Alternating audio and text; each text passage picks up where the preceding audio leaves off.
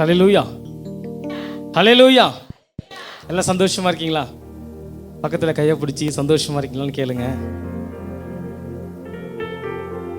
இந்த காலை நேரத்தில் கூட கர்த்தருடைய சமூகத்தில் தேவனை ஆராதிக்கும்படியாக வந்திருக்கிற உங்கள் யாவரையும் ஆண்டு இரட்சகருமாகிய இயேசுவின் நாமத்தினாலே நாங்கள் வாழ்த்தி வரவேற்கிறோம். ஒரு முறை கூட நல்ல கைகளை தட்டி தேவ நாமத்தை மகிமைப்படுத்துவோமா? நல்ல சந்தோஷமா கைகளை தட்டி ஓசி உள்ள கைத்தாளத்தோடு கூட, பெரோசி உள்ள கைத்தாளத்தோடு கூட கர்த்தரை தொழுதுகொள் என்று வேதம் சொல்லுகிறது. நல்ல சந்தோஷத்தோடு கூட தேவ நாமத்தை மகிமைப்படுத்துவோம். இந்த நாளில் கூட கர்த்தருடைய சமூகத்திலே சந்தோஷத்தோடு கூட சந்தோஷம் சந்தோஷம் சந்தோஷமே பரலோக சந்தோஷம் என்று சொல்லி அவருடைய நாமத்தை உயர்த்தி பாடுவோம்.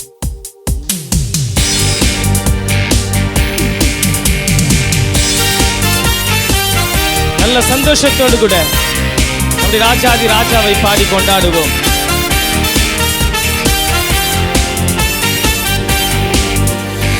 சந்தோஷம் சந்தோஷம் சந்தோஷமே பரலோக சந்தோஷமே, சந்தோஷம் சந்தோஷம் சந்தோஷமே அவர் சமூகத்தில் சந்தோஷமே, சந்தோஷம் சந்தோஷம் சந்தோஷமே பரலோக சந்தோஷமே, சந்தோஷம் சந்தோஷம் சந்தோஷமே அவர் சமூகத்தில் சந்தோஷமே. கர்த்தரின் யுத்தத்தில் நாம் நிற்கும் போது கலங்கிட தேவையில்லை, கைகளை உயர்த்தி ஆராதித்தால் பெரும் வெற்றியை தந்திடுவார். நல்ல கைகளை தட்டி சந்தோஷம் சந்தோஷம் சந்தோஷமே பரலோக சந்தோஷமே, சந்தோஷம் சந்தோஷம் சந்தோஷமே அவர் சமூகத்தில் சந்தோஷமே. ஒரு முறை கூட கூட சந்தோஷம் சந்தோஷம் சந்தோஷம் சந்தோஷமே பரலோக சந்தோஷமே, சந்தோஷம் சந்தோஷம் சந்தோஷமே அவர் சமூகத்தில் சந்தோஷமே. போராட்டம் பாடுகள் போராட்டம் பாடுகள் நம் வாழ்வில் வந்தால் சோர்ந்திடவே வேண்டாம், உலகத்தை ஜெயித்தவன் நம்முடன் இருக்கையில் ஜெயம் ஜெயம் ஜெயம் நமக்கே. சொல்லுங்க, போராட்டம் பாடுகள் நம் வாழ்வில் வந்தாலும் சோர்ந்திடவே வேண்டாம், உலகத்தை ஜெயித்தவன் நம்முடன் இருக்கையில் ஜெயம் ஜெயம் ஜெயம் நமக்கே. சந்தோஷம் சந்தோஷம் சந்தோஷமே, சந்தோஷம் சந்தோஷம் சந்தோஷமே அவர் சமூகத்தில் சந்தோஷமே. ஒரு முறை கூட சந்தோஷம் சந்தோஷம் சந்தோஷம் சந்தோஷமே பரலோக சந்தோஷமே, சந்தோஷம் சந்தோஷம் சந்தோஷமே அவர் சமூகத்தில் சந்தோஷமே. நல்ல கைகளை தட்டி தேவநாமத்தை மகிமைப்படுத்துவோமா? அவருடைய சமூகத்தில் ஹல்லேலூயா கூடி ஆராதிப்பது எத்தனை சந்தோஷம், அவருடைய பிள்ளையாய் நாம் இருப்பது நமக்கு எத்தனை பெரிய சந்தோஷம். ஹல்லேலூயா ஹல்லேலூயா. ஆண்டவரே உம்முடைய நாமத்தை நாங்கள் சோதரிக்கிறோம் அப்பா, ஆண்டவரே உம்முடைய நாமத்தை நாங்கள் சோதரிக்கிறோம். ஆண்டவரே பழையன கழிந்தன எல்லாம் புதிதாயின என்று சொன்ன வார்த்தையின்படியாக ஒரு புதிய சந்தோஷத்தையும் ஒரு புது சமாதானத்தையும் கர்த்தர் இந்த கால நேரத்தில் நம்முடைய உள்ளத்தில் ஊற்றி கொண்டிருக்கிறார். ஹல்லேலூயா. நல்ல சந்தோஷத்தோடு வாயை திறந்து தேவ நாமத்தை மகிமைப்படுத்துவோம். அப்பா, நீர் கொடுத்த இந்த ரட்சிப்புக்காக, நீர் கொடுத்த இந்த ஆனந்த வாக்கியத்துக்காக உமக்கு நன்றி என்று சொல்லி தேவ நாமத்தை மகிமைப்படுத்துவோம். நன்றி நன்றி நன்றி நன்றி ஆண்டவரே, நன்றி ஆண்டவரே, நன்றி ஆண்டவரே. ஹல்லேலூயா ஹல்லேலூயா ஹல்லேலூயா ஹல்லேலூயா. எத்தனை பேர் உண்மையாகவே சந்தோஷமா இருக்கீங்க? இங்கிருந்து பார்க்குறப்போ ஒரு சிலர் பயங்கர சந்தோஷமா இருக்கீங்க, ஒரு சிலர் வந்து பார்த்தீங்கன்னா அவ்வளோதான் இதோட முடிஞ்சுதுடா வாழ்க்கைன்ற மாதிரி அப்படியே சோகமாக இருக்கீங்க. நம்ம வந்திருக்கிறது ராஜாதி ராஜாவை ஆராதிக்க. ஹல்லேலூயா. இயேசுவே இயேசுவே இயேசுவே. நல்ல கைகளை தட்டி ஆவியானவரே என்னை நிரப்பும் என்று சொல்லி கேளுங்க. ஓ ஷாகாதலா பாபா பாபா பாபா பாபா ரீமாலா தரலா ஷதலா தர பாபா பா. ஓ ரீமாலா ஷக்காதலா துரியாலா தரதலா பா. ஓ ரீமானா தலா தரலா பா. உமக்கு நன்றி செலுத்துகிறோம், நன்றி செலுத்துகிறோம் அப்பா. ஹல்லேலூயா. அப்படியே வாய்களை திறந்து ஆவியானவரே என்னை நிரப்பி இருப்பதற்காக நன்றி அப்பா, நன்றி அப்பா. அநேகருக்கு ஆசீர்வாதமான பாத்திரமாய் கர்த்தர் நம்மை வைத்திருப்பதற்காக கைகளை தட்டி நன்றி சொல்லுவோமா? ஆண்டவரே உமக்கு நன்றி ஆண்டவரே, நன்றி ஆண்டவரே, நன்றி ஆண்டவரே. ஹல்லேலூயா. எங்கேயோ பொழுதிலிருந்த நம்மை கர்த்தர் தூக்கி எடுத்து இந்த நாளிலே கூட ஹல்லேலூயா ராஜாக்களாக, லேவியராக, ராஜரிக ஆசாரிய கூட்டமாய் நம்மை தெரிந்து கொண்டு இந்த நாளிலே கூட நம்முடைய சபையில் நம்ம நிறுத்தியிருக்கிறார். நம்முடைய தேவன் எத்தனை பெரியவர். ஹல்லேலூயா. அவர் நம்முடைய விண்ணப்பத்தை கேட்கிறவர், அவர் நம்முடைய கண்ணீரை துடைக்கிறவர், அவர் நம்மோடு கூட இருந்து ஹல்லேலூயா நம்மை ஆதரிக்கிற தேவன். எத்தனை பேர் ஆமென் சொல்றீங்க? எல்லா கைகளை உயர்த்தி, ஆண்டவரே இந்த நாள் அப்பா நீர் இல்லாமல் நாங்கள் இல்லை ஆண்டவரே, நீங்கள் இல்லாமல் நாங்கள் இல்லை ஆண்டவர், எங்கள் விண்ணப்பத்தை கேட்கிற எங்கள் தெய்வமே உமக்கு நாங்கள் ஆராதனை செலுத்துகிறோம், எங்களை அர்ப்பணிக்கிறோம் என்று சொல்லி ஒப்பு கொடுப்போம்.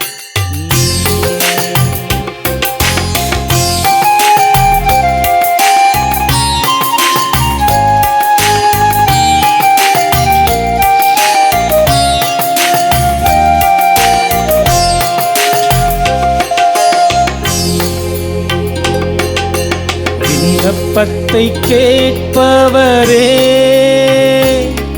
என் கண்ணீரை காண்பவரே, சுகம் தருபவரே, சோத்திரம் ஏசையா. பாடுவோமா? என் விண்ணப்பத்தை கேட்பவரே, என் கண்ணீரை காண்பவரே, உணர்ந்து பாடுங்க. சுகம் தருபவரே, சோத்திரம் ஏசையா. உம்மால் கூடும், உம்மால் கூடும், எல்லாம் கூடும், ஒரு வார்த்தை சொன்னால் போதும். உம்மால் கூடும், எல்லாம் கூடும், ஒரு வார்த்தை சொன்னால் போதும். ஐயா ஒரு வார்த்தை சொன்னால் போதும், ஐயா ஒரு வார்த்தை சொன்னால் போதும். கைகளை உயர்த்தி, என் விண்ணப்பத்தை கேட்பவரே, என் கண்ணீரை காண்பவரே, சுகம் தருபவரே, சோத்திரம் ஏசையா. மனதுருகி கரம் நீட்டி, கரம் நீட்டி அதிசயம் செய்பவரே, மனதுருகி கரம் நீட்டி அதிசயம் செய்பவரே, ஐயா அதிசயம் செய்பவரே, ஐயா அதிசயம் செய்பவரே. நல்ல கைகளை உயர்த்தி சொல்லுங்க. என் விண்ணப்பத்தை கேட்பவரே, என் கண்ணீரை காண்பவரே, சுகம் தருபவரே, சோத்திரம் ஆண்டவரே, சோத்திரம் ஏசையா. சித்தம் உண்டு, சித்தம் உண்டு, சுத்தமாகு என்று சொல்லி சுகமாக்கினீ. பாடுங்க ஆண்டவரே. எத்தனையோ வேளையில மரண தருவாயிலே, வியாதியின் படுக்கையிலே ஆண்டவரே என்னை சுகப்படுத்தினேன் தெய்வமே, உமக்கு நன்றி என்று சொல்லி பாடுங்க. ஐயா சுகமாக்கினீ, ஐயா என்று சொல்லி சுகமாக்கினீ. என் விண்ணப்பத்தை கேட்பவரே, என் கண்ணீரை காண்பவரே, சுகம் தருபவரே, சோத்திரம் ஏசையா. என் நோய்களை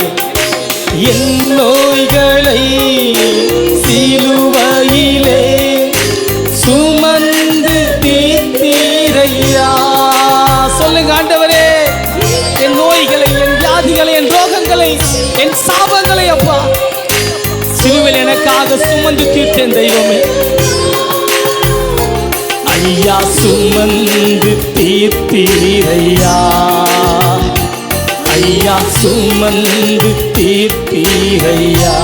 கைகளை உயர்த்தி என் விண்ணப்பத்தை கேட்பவரே,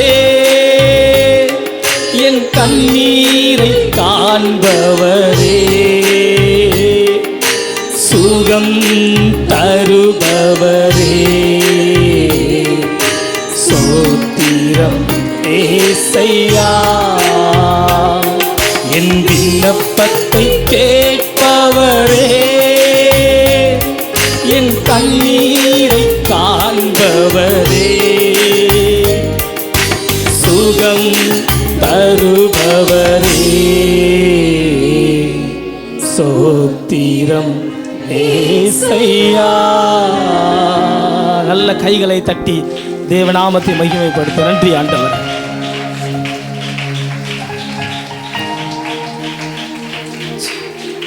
வெளியில் இருக்கிற யாவரும் அருகில் இருக்கிற நபரோட கரங்களை பிடித்துக் கொண்டு சொல்லப்படுகிற விண்ணப்பங்களுக்கு நாம் பாரத்தோடு ஜெபிப்போம். முதலாவதாக கூட மருத்துவமனையில் உள்ளவருக்கு நாம் ஜெபிப்போம். திருத்தணியை சேர்ந்த பாஸ்டர் சுந்தர் இந்த நாளும் பலவீனப்பட்டு மருத்துவமனையில் இருக்கிறாங்க. தேவன் தாமே அவருக்கு பரிபூர்ண சுகத்தை கொடுக்க முடியல. பாரத்தோடு ஜெபிக்கலாமா? ஸ்தோத்திரம் ஆண்டவரே, மே துதிக்க ராஜா. அந்த வெளியில கூட தகப்பனே பாஸ்டர் சுந்தர் நம்முடைய கரத்தில் கொடுக்குறோம். திருத்தணி பகுதியில் ஆண்டவரே நம்முடைய ஊழியத்தை செய்கிற தாசர் ஆண்டவரே அப்பா அந்த நாளில் பலவீனத்தோடு மருத்துவமனையில் இருக்கிறதே தேவன் காணுகிறாச்சா. தேவன் தாமே தெய்வீக சுகத்தை கொடுங்க. ஊழியரின் சுகத்தை விரும்புகிறவர் ராஜா. தெய்வன் தாமராஜா தெய்வ பலத்தால் இடைக்கட்ட முடிய நாங்கள் சொபிக்கிறோம். என் தேவன் தாமராஜா பெரிய காரியம் நடப்பிக்க போகிற கிருபைகளுக்காக உமக்கு நாங்கள் நன்றி செலுத்துகிறோம் அப்பா. என் தேவன் தாமராஜா சாட்சியை நிறுத்தும்படியா நாங்கள் சொபிக்கிறோம் அப்பா. என் தேவனின் அப்படியே செய்யப்படுற கிருபைகளுக்காக உமக்கு நன்றி சொல்ல கப்பனை ஸ்தோத்தரிக்கிறோம் அப்பா. அடுத்தாக கூட ஆலய விரிவாக்க பணிக்காக வாக்கு கொடுத்த விசுவாசிகளை தேவன் ஆசீர்வதிக்கவும் வாக்களித்த தொகையை செலுத்தும்படி ஏற்ற வருமானத்தை தேவன் தரும்படியாக எல்லாரும் ஆண்டு நோக்கி சொபிப்போமா. ஆண்டவரே ஸ்தோத்தரிக்கிறோம் அப்பா. இந்த நாளில் தகப்பனை எங்கள் விசுவாசிகள் ஆண்டவரே சபை கட்டுமான பணிக்காக ஆண்டவரே வாக்களித்து ஆண்டவரே அப்பா அந்த பணத்தை கொடுக்கத்தக்கதாக தேவன் தாமே அவருடைய வருமானத்தை ஆசீர்வதிக்கும் நாங்கள் சொபிக்கிறோம். ஆண்டவரே விசுவாசத்தோடு இந்த நாளில் தகப்பனே அர்ப்பணித்த தொகை ஆண்டவரே கொடுக்கக்கூடிய கிருபை தாங்க. ஆண்டவரே கையின் பிரயாசத்தை என் தேவன் தாமராஜ் அவருக்கு ஆசீர்வதித்து தரும்படியா நாங்கள் சொபிக்கிறோம். தேவனீர் தாமை கூடுதல் நடத்த முடியாது நாங்கள் சொபிக்கிறோம் அப்பா. தேவனீர் அப்படியே செய்யப்படுற கிருபைகளுக்காக நன்றி செலுத்த தகப்பனை ஸ்தோத்தரிக்கிறோம் அப்பா. அடுத்ததாக கூட நம்முடைய சபையில் நடைபெறுகிற ஊழியங்கள் சிறுவர் வாலிபர் ஆண்கள் பெண்கள் ஊழியங்களை தேவன் ஆஸ்வதிக்கவும் பெருக செய்யக்கூடிய கிருபை தர முடியாது நம்மளை பாரத்தோடு சொபிக்கலாமா? ஸ்தோத்திரம் ஆண்டவரே துதிக்கிறாச்சா. எங்கள் சபையில் நடைபெறுகிற ஒவ்வொரு ஊழியங்களும் நம்முடைய கரத்தில் கொடுக்கிறாச்சா. ஆண்டவரே அப்பா சிறுவர் ஊழியம் வாலிபர் ஊழியம் ஆண்கள் ஊழியம் பெண்கள் ஊழியம் ஒவ்வொன்றும் கரத்தில் கொடுக்கிறோம். ஆண்டவரே அப்பா என் தேவன் தாமராஜ் இந்த ஊழியங்கள் வளர்ந்து பெருகத்தக்கதாக ஆண்டவரே இந்த சமுதாயம் ஆண்டவரே மறுமலர்ச்சி ஆகக்கூடிய கிருபையை என் தேவனீர் ஏற்படுத்தும் நாங்கள் சொபிக்கிறோம். ஆண்டவரே அப்பா இந்த ஊழியத்தின் மூலியமாக அநேக ஆசீர்வதிக்கப்படத்தக்கதாக என் தேவனீர் அனுக்கிரகம் பாராட்டும் நாங்கள் சொபிக்கிறோம் அப்பா. என் தேவனீர் அப்படியே செய்கிற கிருபைகளுக்காக நன்றி தகப்பனே ஸ்தோத்திரம் அப்பா. அடுத்ததாக கூட இந்திய ரூபாயின் மதிப்பு சர்வதேச அளவில் வீழ்ச்சி அடைய துவங்கியுள்ளது. இந்திய பொருளாதாரத்தில் மீண்டும் வளர்ச்சிக்குள்ள வரக்கூடிய கிருபை தரும்படியாக தேசம் ரட்சிக்கப்படக்கூடிய கிருபை தரும்படியாக வாரத்தோடு ஜெபிக்கலாமா? ஆண்டவரே இந்த நாளில் கூட தகப்பனே ராஜா ஆண்டவரே அப்பா அந்த நாளில் எங்களுடைய பொருளாதார நிலை ஆண்டவரே அப்பா வீழ்ச்சி அடைந்து கொண்டு தகப்பனே ராஜா ஆண்டவரே இந்த நாளில் கூட தகப்பனை மீண்டும் ஆண்டவரே அப்பா வரக்கூடிய கிருபை தாங்க. ஆண்டவரே ஒரு செழிப்பை கொடுக்க முடியாது நாங்கள் சொபிக்கிறோம். என் தேவன் தாமே ராஜா பொருளாதாரத்தில் முன்னேற்றத்தை கொடுத்து நீ நடத்தும்படியா நாங்கள் சொபிக்கிறோம். ஆண்டவரே அப்பா இந்திய தேசத்தில் ஆண்டவரே அப்பா ஒரு தெய்வீக எழுப்புதலை தேவன் தாங்க. ஒவ்வொரு மக்களும் அறிந்து கொள்ளக்கூடிய கிருபையை என் தேவனீர் ஏற்படுத்தணும்னு நாங்கள் சொபிக்கிறோம் அப்பா. கர்த்தர் நம்முடைய எல்லா ஜெபங்களை கேட்டிருக்கிறார். கரங்களை தட்டி எல்லாரும் ஆண்டவரை ஸ்தோத்திரம் பண்ணுவோமா? ஹல்லேலூயா ஹல்லேலூயா. ஆண்டவர் கடந்த நாட்கள் எல்லாம் கண்ணின் மணி போல நம்மை நடத்தி வந்தார். இந்த புதிய வாரத்திலே புதிய மாதத்திலே ஆண்டவர் நம்மை கொண்டு வந்து நிறுத்தி இருக்கிறார். சில நிமிடங்கள் எல்லாரும் உள்ளத்தின் ஆழத்திலிருந்து ஆண்டவரை ஸ்தோத்திரம் பண்ணுவோம். ஹல்லேலூயா ஹல்லேலூயா. ஆண்டவரே இந்த காலை வேளையிலே நீர் எங்களுக்கு செய்த எல்லா நன்மைகளுக்காகவுமே நாங்கள் ஸ்தோத்தரிக்கிறோம் அப்பா. உடைய நாமத்தை மகிமைப்படுத்துகிறோம். நல்ல உற்சாகமாய் ஆண்டவரை ஸ்தோத்திரம் பண்ணுவோமா? உற்சாகமாய் கொடுக்கிறவனிடத்தில் கர்த்தர் பிரியமாய் இருக்கிறார் என்ற வார்த்தையின்படி நம்முடைய ஸ்தோத்திர பலிகளை உற்சாகமாய் செலுத்தும் பொழுது ஆண்டவர் அதிலே பிரியப்படுகிறார். ஆண்டவரே, இந்த காலை வேளையில் எங்கள் உள்ளத்தின் ஆழத்திலிருந்து உம்மை நாங்கள் துதிக்கிறோம் அப்பா. எங்கள் உள்ளத்தின் ஆழத்திலிருந்து உம்முடைய நாமத்தை நாங்கள் மகிமைப்படுத்துகிறோம் தகப்பனே. நீ செய்த எல்லா நன்மைகளுக்காக உம்மை நாங்கள் ஸ்தோத்தரிக்கிறோம் ஆண்டவரே. நன்றி நன்றி நன்றி ஆண்டவரே, உம்மை துதிக்கிறோம் தகப்பனே. ஹல்லேலூயா. இந்த காலை வேளையில் அன்பான தேவ பிள்ளைகளே, ஆண்டவருடைய சமூகத்திலே நம்முடைய ஆவி, ஆத்துமா, சரீரத்தை நம்ம முற்றிலுமாய் ஒப்பு கொடுப்போம். பல நேரங்களிலே நம்முடைய மனசும் மாம்சமும் விரும்பின பாதையில் நாம் ஓடுகிறோம். ஆனால் நாம் நம்முடைய சொந்த பலத்தினாலும் ஞானத்தினாலும் நம்முடைய வசதியினாலும் செய்ய முடியும் என்று நினைக்கும் பொழுது நம்ம தோல்வி அடைந்து விடுகிறோம். ஆனால் ஆண்டவரே, என்னால் எதுவும் முடியாது, உங்களால் மாத்திரமே எல்லாம் முடியும் என்று ஆண்டவருடைய கரத்திலே நம்மை அர்ப்பணிக்கும் பொழுது கர்த்தர் நம்முடைய கரத்தை பிடித்து வழி நடத்த துவங்குகிறார். இந்த காலை வேளையில் வந்திருக்கிற எல்லாரும் வலது கரத்தை உயர்த்தி, தலைகளை பரலோகத்தினராய் உயர்த்தி, ஆண்டவரே, என்னை நான் முழுமையாய் ஒப்பு கொடுக்கிறேன், என்னை ஆளுகை செய்வீராக, என்னை வழி நடத்துவீராக. இந்த காலை நேரத்தில் என்னை பலியாய் உம்முடைய கரத்தில் அர்ப்பணிக்கிறேன் என்று சொல்லி அப்பாவுடைய பாதத்தில் நம்மை ஒப்பு கொடுப்போமா? ஹல்லேலூயா. ஆளுகை செய்யும் ஆவியானவரே, பலியாய் தந்தே பரிசுத்தமானவரே,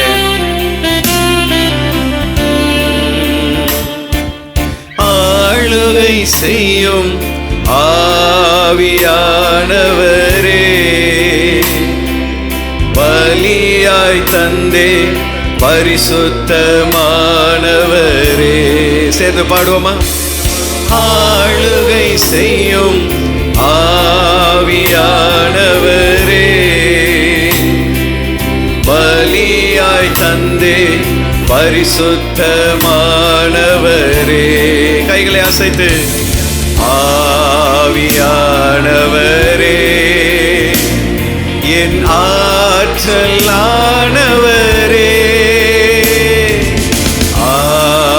ஆவியானவரே, என் ஆற்றலானவரே, நினைவெல்லாம் உமதாகணும், என் பேச்செல்லாம் உமதாகணும், நினைவெல்லாம் உமதாகணும், என் பேச்செல்லாம் உமதாகணும். நாள் முழுதும் வழி நடத்தும். சொல்லுவோம், ஆண்டவரே, நாள் முழுவதும் என்னை வழி நடத்தும் அப்பா. விருப்பம் செயல்படுத்தும், விருப்பம் செயல்படு. கைகளை அசைத்து, ஆளுகை செய்யும் ஆவியானவரே, பலியாய் தந்தே பரிசுத்தமானவரே, ஆளுகை செய்யும் ஆவியானவரே, பலியாய் தந்தே பரிசுத்தமானவரே, அதிசயம் செய்பவரே, அதிசயம் செய்பவரே, ஆறுதல் நாயகனே. அப்பாவை பார்த்து எல்லாரும் பாடுவோமா? என் வாழ்க்கையில் அதிசயம் செய்கிறவரே, எனக்கு ஆறுதல் தருகிறவரே, காயம் கட்டுகிறவரே, காயம் கட்டும் கர்த்தாவே, காயம் கட்டும் கர்த்தாவே, கண்ணீரெல்லாம் துடைப்பவரே, என் கண்ணீரெல்லாம். கைகளை அசைத்து எல்லாரும் ஆண்டவரை, ஆளுகை செய்யும் ஆவியானவரே, பலியாய் தந்தே பரிசுத்தமானவரே. அப்பாவுக்கு நம்மை முழுமையாக ஒப்பு கொடுப்போம். ஆளுகை செய்யும் ஆவியானவரே, பலியாய் தந்தே பரிசுத்தமானவரே,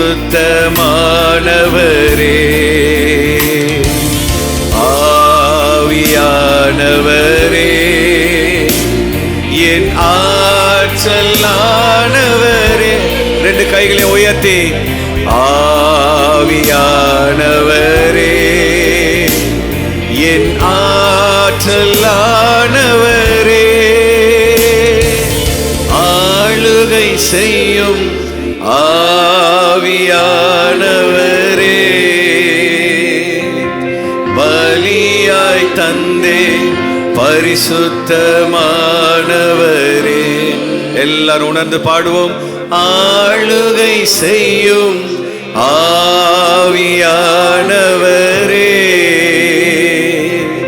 பலியாய் தந்தே பரிசுத்தமானவரே,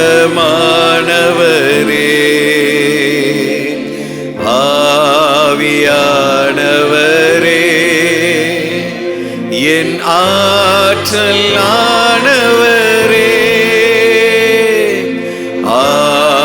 ஆவியானவரே, என் ஆற்றல். கைகளை தட்டி எல்லாரும் அப்பாவை ஸ்தோத்திரம் பண்ணுவோமா? ஹல்லேலூயா. நம்மை ஆளுகை செய்கிறவர், நம்மை ஆண்டு வழி நடத்துகிறவர், அவர் கையில் நம்மை அர்ப்பணிக்கும் பொழுது அவருடைய சித்தத்தின்படி நம்மை வழி நடத்துவார். ஆண்டவருக்கு நம்மை அர்ப்பணிக்கும் பொழுது, கர்த்தர் நம்முடைய கரத்தை பிடித்து நடத்தும் பொழுது, நாம் போக வேண்டிய பாதையில் செம்மையாய் அவர் நம்மை நடத்துவார். இந்த காலை வேளையிலே ஆராதனைக்கு வந்திருக்கிறவங்க யாவரையும் ஆண்டவரும் ரட்சகருமாகிய இயேசுவின் நாமத்தினால் வாழ்த்தி வரவேற்கிறேன். எத்தனை பேர் சந்தோஷமாக இருக்கிறீங்க? உற்சாகமாய் அல்லேலூயா சொல்லலாமா? கர்த்தர் நல்லவர். ஆண்டவருடைய கிருபையினாலே இந்த மாதத்தின் 3வது வாரத்திலே நாம் கூடி வர கர்த்தர் உதவி செய்திருக்கிறார். இந்த நாளிலே கூட கர்த்தர் நம்முடைய மத்தியிலே அசைவாடி கொண்டிருக்கிறார். எத்தனை பேர் அதை விசுவாசிக்கிறீங்க?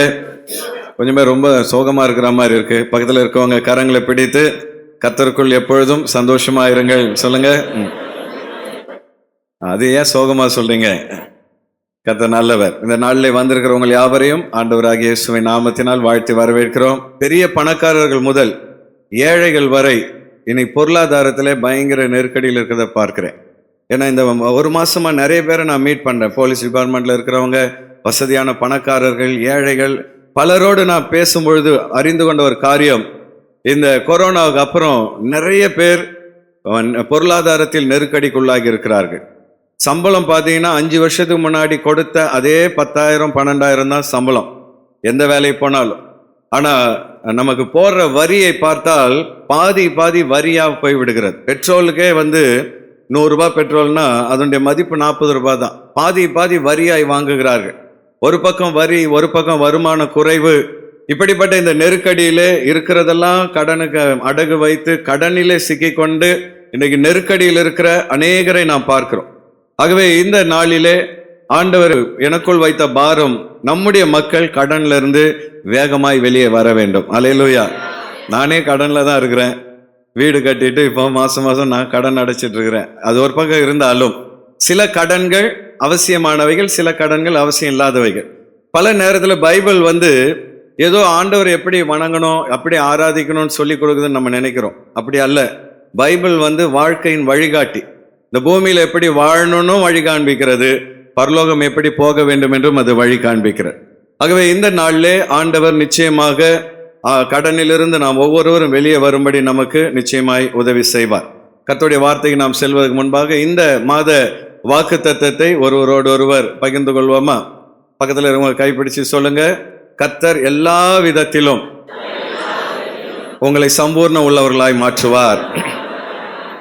ஆங்கிலத்தில் இன்னும் அழகா சொல்லியிருக்கிறது, God will make you rich. அல்லேலூயா. தமிழ்ல சொல்லிடுங்க, கர்த்தர் உங்களை செல்வந்தர்களாய் மாற்றுவார். விசுவாசமா சொன்னவங்களை மாத்திரம் தான் கர்த்தர் செய்வார். கொஞ்சம் பேர் விசுவாசமா சொல்லல. ரைட், கர்த்தர் நல்லவர். ஒரு நாள் ஒரு ஏழை விதவை பெண் எலிசா தீர்க்கதரிசியை தேடி வந்தாள். வந்தவுடன் எலிசாவை பார்த்து கதறி அழுதாள். ஆண்டவனே, என்னுடைய கணவர் ஒரு தீர்க்கதரிசி, ஆனால் அவர் கர்த்தருக்கு பயந்து உண்மையாய் வாழ்ந்தார். திடீரென்று அவர் மரித்து விட்டார். இப்பொழுது கடன் கொடுத்தவன் என் 2 பிள்ளைகளையும் அடிமையாய் கொடு என்று வீட்டில் சண்டை போடுறான். எனக்கு கணவரும் இல்லை, குழந்தைகளும் இல்லை என்றால் இந்த உலகத்தில் நான் எப்படி பிழைப்பேன் என்று சொல்லி கதறுகிறாள். எலிசா சொல்றாரு, நான் என்னமா செய்ய வேண்டும்? நான் ஒரு ஊழியக்காரன், உன் கடனை அடைக்க நான் என்ன செய்ய முடியும் என்று சொல்லி எலிசா சொல்லும் பொழுது, அப்பொழுது எலிசா கேட்கிறார், உங்ககிட்ட என்னமா இருக்கிறது? என் வீட்டில் ஒரு கலசத்தில் பானையில கொஞ்சம் எண்ணெய் இருக்கிறது என்று சொல்கிறார். சரி, நீ என்ன பண்ணு, நேரா வீட்டுக்கு போய் உன் வீட்டு அக்கம் பக்கத்தில் இருக்கிறவங்களுடைய பாத்திரங்கள் எல்லாம் பிள்ளைகளை அனுப்பி வாங்கி கொண்டு வந்து உன் வீட்டினுடைய கதவை மூடிவிட்டு அந்த பானையில் இருக்கிற எண்ணெயை ஒவ்வொரு பாத்திரத்திலும் ஊற்று என்று சொல்லி எலிசா அனுப்பி விடுகிறார். இவளும் அதே போல எல்லா பாத்திரங்களையும் சுத்தி இருக்கிறவங்க பாத்திரங்களெல்லாம் கலெக்ட் பண்ணிட்டு வந்து தன் வீட்டின் கதவை அடைத்து அந்த தன் கலசத்தில் இருக்கிற எண்ணெயை ஒவ்வொரு பாத்திரத்திலும் ஊற்றுகிறாள். ஊற்றி கொஞ்ச நேரம் பொறுத்து பார்த்தா அத்தனை பாத்திரங்களும் எண்ணெயினால் நிரம்பி இருக்கிறதை கண்டாள். உடனே நேரம் மறுபடியும் எலிசா கிட்ட வர, ஐயா, இது மாதிரி எல்லா பானையும் எண்ணெயால் நிரம்பி வழிகிறது. சரிம்மா, நீ போய் எல்லாத்தையும் வித்து நீ போய் பிஸ்னஸ் பண்ணு, போயிட்டு அந்த எண்ணெயெல்லாம் சேல் பண்ணிட்டு கடன் எல்லாம் அடைத்து விடு, மீதி இருக்கிறதை வைத்து நீயும் உன் பிள்ளைகளும் ஜீவனம் பண்ணுங்கள் என்று சொல்லி அனுப்பி வைத்தார். ஒரு அல்லேலூயா சொல்லலாமா? அப்ப அன்பான தேவ பிள்ளைகளே, நம்முடைய ஆண்டவர் நாம் கடனிலிருந்து மீண்டு வர வேண்டும் என்று விரும்புகிறார். அவரை நாம் விசுவாசிப்போம் என்றால் எத்தனை லட்சங்களா இருந்தாலும் எத்தனை கோடிகளாக இருந்தாலும் மீண்டு வர உதவி செய்ய அவர் வல்லமையுடையவராக இருக்கிறார். ஆகவே இந்த காலை வேளையிலே கடனை விரைவாக அடைப்பது எப்படி என்கிற தலைப்பிலே கர்த்தருடைய வார்த்தை உங்களோடு கூட பகிர்ந்து கொள்ள விரும்புகிறேன். How to repay debt quickly. கடன்ல இருக்கிற எல்லாரும் வேகமா அதுல இருந்து எப்படி வெளியே வருவது என்று சொல்லி வேதம் சொல்கிற சத்தியங்களை வேகமாய் நம்ம பார்க்க போகிறோம். நாம் யாவரும் 2 ராஜாக்கள் 4வது அதிகாரத்துக்கு நேராக நம்முடைய வேதத்தை திருப்பிக் கொள்வோம். நான் சொன்ன சம்பவம் அந்த இடத்திலே நாம் பார்க்க முடியும். 2 Kings chapter 4 verses 6 to 7. 2 ராஜாக்கள் 4வது அதிகாரம் 6-7 வசனங்களை வாசிக்க போகிறோம். அந்த பாத்திரங்கள் நிறைந்த பின் அவள் தன் மகன் ஒருவனை நோக்கி, இன்னும் ஒரு பாத்திரம் கொண்டு வா என்றாள். அதற்கு அவன், வேறே பாத்திரம் இல்லை என்றான். அப்பொழுது எண்ணெய் நின்று போயிற்று. 7வது வசனத்தை சகோதரர்கள் சேர்ந்து வாசியுங்கள். அவள் போய் தேவனுடைய மனுஷனுக்கு அதை அறிவித்தாள். அப்பொழுது அவன், நீ போய் அந்த எண்ணெயை விற்று உன் கடனை தீர்த்து மீந்ததை கொண்டு நீயும் உன் பிள்ளைகளும் ஜீவனம் பண்ணுங்கள் என்றான். ஹல்லேலூயா. 7வது வசனம் தான் நமக்கு ஆண்டவர் கொடுக்கிற வார்த்தை. எல்லோரும் சேர்ந்து வாசிப்போம். அவள் போய் தேவனுடைய மனுஷனுக்கு அதை அறிவித்தாள். அப்பொழுது அவன், நீ போய் அந்த எண்ணெயை விற்று உன் கடனை தீர்த்து மீந்ததை கொண்டு நீயும் உன் பிள்ளைகளும் ஜீவனம் பண்ணுங்கள் என்றான். கரங்களை வைத்து வர அல்லேலூயா சொல்லலாமா? கடனோடு வந்தாள், கடன் இல்லாமல் திரும்பி சென்றாள். ஆமென். இந்த காலை வேளையிலே இந்த வருஷத்தின் இந்த நாளில் கடனோடு நீங்கள் இருப்பீர்கள் என்றால் கலங்காதீங்க. கர்த்தர், நீங்க ஆண்டோடைய வார்த்தைக்கு கீழ்ப்படிந்து நடந்தால் எவ்வளவு பெரிய கடனா இருந்தாலும் நீங்கள் மீண்டு வர கர்த்தர் உதவி செய்வார். 3 கேள்விகளை உங்களுக்கு முன்பாய் வைக்க விரும்புகிறேன். பின்வருகிற இந்த 3 கேள்விகளுக்கு வேதத்திலிருந்து நாம் விடை காணும்போது நம் கடனை விரைவாக அடைக்க முடியும். முதலாவது கேள்வி என்னன்னு பார்த்தீங்கன்னா, கடனை குறித்து வேதம் கூறும் சத்தியம் என்ன? What is the Bible teach about டெப்ட்? நாம் நம்முடைய கடனை குறித்து வேதம் கூறுகிற சத்தியம் என்ன அப்படின்னு பார்க்கும் பொழுது 3 காரியங்களை வேதம் சொல்கிறது. முதலாவது, கடன் ஒரு அடிமைத்தனம். அதாவது நாம யார்கிட்டயாவது கடன் பட்டுட்டோம்னா நாம் அவர்களுக்கு அடிமை. கடன் கொடுத்தவன் நம்மளை திட்டுவான், கேவலமா பேசுவான், திரும்பி கொடுக்கலன்னா பல விதங்களில் செய்வான். அவனுக்கு அந்த உரிமை எங்கிருந்து கிடைக்கிறது என்றால் அவனுடைய பணம் நம்மிடத்தில் இருப்பதினால் நாம் அவனுக்கு அடிமையாக மாறிவிடுகிறோம். நீதிமொழிகள் 22:7 இதை குறித்து வேதம் சொல்கிறது. வாசிக்க தெரிந்த எல்லாரும் அந்த வசனத்தை சேர்ந்து வாசியுங்க. ஐஸ்வர்யவான் தரித்திரனை ஆளுகிறான், வசதி இருக்கிறவன் ஏழையை தரித்திரனை ஆளுகை செய்கிறான். கடன் வாங்கினவன் கடன் கொடுத்தவனுக்கு அடிமை. கடன் வாங்கினவன் கடன் கொடுத்தவனுக்கு அடிமையாக. அடிமைனா நம்ம கொத்தடிமையா மாறுறதில்ல, அவன் நம்ம மேல அதிகாரம் செலுத்தக்கூடிய அதிகாரத்தை நாம் கொடுத்து விடுகிறோம். அப்ப நாம யார்கிட்ட கடன் வாங்கினோமோ அந்த கடனை திருப்ப செலுத்தலைன்னா அவன் நம்ம மேல அதிகாரம் செலுத்துகிறான். சில நேரங்களில் நம்மளை திட்ட துவங்குகிறான். இதுக்கெல்லாம் காரணம் என்ன? கடன் என்ற ஒன்று நம்மை அடிமைத்தனத்தில் கொண்டு போய் விட்டு விடுகிறது. 2வது வேதம் சொல்கிறது, கடன் ஒரு சாபம். ஆண்டவருடைய பிள்ளைகள் கடன் படுவது நல்லதல்ல, கடன் என்பது ஒரு சாபம் என்று பழைய ஏற்பாட்டிலே உபாகமம் 28, 44, 45 வசனங்களில் நாம் பார்க்கிறோம். எல்லோரும் சேர்ந்து அந்த வசனத்தை வாசியுங்க. அவன் உன்னிடத்தில் கடன் படான். இந்த இடத்துல ஆண்டவர் இஸ்ரவேல் மக்களுக்கு வாக்கு தத்தங்களை கொடுக்கிறார். 28வது அதிகாரம் பாதி ஆண்டவர் இஸ்ரவேல் மக்களுக்கு கொடுக்கிற வாக்கு தத்தம், நிறைய வாக்கு தத்தங்கள். அப்போ ஒரு கண்டிஷனை சொல்றாரு, நீ எனக்கு கீழ்ப்படிந்து நடந்தால் நீ அநேகம் ஜாதிகளுக்கு கடன் கொடுப்பாய், நீயோ கடன் வாங்காதிருப்பாய். ஆனா அதே நேரத்தில் நீ என்னுடைய வசனங்களுக்கு கீழ்ப்படியாமல் வாழ்வாய் என்றால் அவன் உன்னிடத்தில் கடன் பட மாட்டான், நீ எதிரியினிடத்தில் கடன் படுவாய். 2வது 45வது வசனத்தில் ஆண்டவர் சொல்றாரு, உன் தேவனாகிய கர்த்தர் உனக்கு விதித்த அவருடைய கற்பனைகளையும் கட்டளைகளையும் கைக்கொள்ளும்படி நீ அவர் சத்தத்துக்கு செவிகொடாத நீ கர்த்தருடைய சத்தத்துக்கு செவிகொடாதபடியினால் இந்த சாபங்கள் எல்லாம் உன்மேல், இந்த கடன் என்கிற சாபங்கள் உன்மேல் பலித்தது என்று ஆண்டவர் எச்சரிக்கிறதை பார்க்கிறோம். இங்க இஸ்ரவேல் மக்கள் தேவனுடைய சத்தத்துக்கு செவிகொடாவிட்டால் அவர்கள் கடன்படுவார்கள், அது ஒரு சாபமாய் நிற்கும் என்று கர்த்தர் எச்சரிக்கிறதை பார்க்கிறோம். அப்போ தேவனுடைய பார்வையில் கடன் என்பது ஒரு சாபமாக காணப்படுகிறது. அது மாத்திரமல்ல, அப்போ கடனே வாங்கக்கூடாதா அப்படின்னு நீங்க கேட்கலாம். 3வது வேதத்தில் ஒரு ஆலோசனை கொடுக்கப்பட்டிருக்கிறது. இந்த ஆலோசனை ரோமர் 13:8 என்ன சொல்லப்பட்டிருக்கிறது? ஒருவரிடத்தில் ஒருவர் அன்பு கூறுகிற கடனே அல்லாமல் மற்றொன்றிலும் ஒருவனுக்கும் கடன்படாதிருங்கள். கரங்களை வைத்து ஒரு அல்லேலூயா சொல்லலாமா? பக்கத்துல உங்க கைப்பிடிச்சு சொல்லுங்க, எந்த சூழ்நிலையிலும் யாருக்கும் கடன் படாதிருங்கள். பைபிள் என்ன சொல்லுதுன்னா, யார்கிட்டையும் கடன் வாங்காதீங்க. ஆனா கடன் வாங்காமல் இந்த உலகத்தில் வாழ முடியுமா? கடன் வாங்காமல் வாழ முடியுமா? உதாரணத்துக்கு உங்க கையில ஒரு 20 லட்சம் இருக்குதுன்னு வச்சுக்கிடுங்க, கேஷா. நீங்க ஒரு கார் வாங்கணும்னு விரும்புகிறீர்கள். அப்போ 20 லட்சம் கேஷா கொடுத்து ஒரு கார் வாங்கினீங்கன்னா என்ன நடக்கும் தெரியுமா? எங்க பாஸ்டர் அவ்வளோ பணம் இருக்குது அப்படின்ற மாதிரி பார்க்குறீங்க. ஒருவேளை ஆண்டவர் ஃபியூச்சரில் உங்களை ஆசீர்வதித்து நிறைய பணம் வந்தாலும் நீங்கள் மொத்தமாக கேஷ் கொடுத்து கார் வாங்க முடியாது. ஏனென்றால் உடனே ஐடி டிபார்ட்மெண்ட் என்ன பண்ணிடும், உனக்கு இவ்வளோ பணம் எப்படி வந்ததுன்னு சொல்லி கணக்கு கேட்கும். நீங்கள் டேக்ஸ் கட்டலைன்னா மாட்டுவீர்கள். அப்போ என்ன, பணக்காரர்கள் கூட காரோ அல்லது ஒரு இடமோ வாங்கும் பொழுது கடன் வாங்கி தான் வாங்க வேண்டிய சிச்சுவேஷன் இப்போ இருக்கிற சூழ்நிலை அப்படி இருக்கு. சரி, இப்போ பைபிள் சொல்லுது கடன் ஒரு சாபம் என்று, யார்கிட்டையும் கடன் வாங்காதீங்கன்னு சொல்லி. ஆனால் கடன் வாங்காமல் வாழ முடியாது என்கிற சூழ்நிலை. அப்போ என்ன செய்வது? கடனை 2 வகையாக நம்ம பிரிக்கலாம். 2 வகையான கடன்கள். முதலாவது கடன் ஆடம்பர கடன். இப்போ உதாரணத்துக்கு ஒரு கல்யாணத்தையோ அல்லது ஒரு பர்த்டேவையோ அல்லது ஒரு செலிப்ரேஷனுக்காக நீங்க கடன் வாங்குவீர்கள் என்றால் அது ஆடம்பர கடன். அது செலவு பண்ணுவீங்க, உங்களுக்கு பதிலுக்கு ஒன்றும் கிடைக்காது. மொய் வரும்னு நினைச்சு நீங்க செலவு பண்ணுவீங்க, சொந்தக்காரன் மொய் கொடுக்காம போயிடுவான்.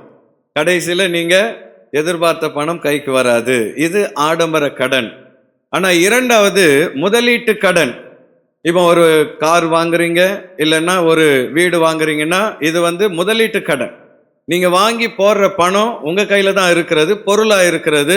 நீங்க அந்த கடனை அடைத்து மீண்டு வரும்பொழுது அந்த பொருள் உங்க கைக்கு வந்துவிடும்.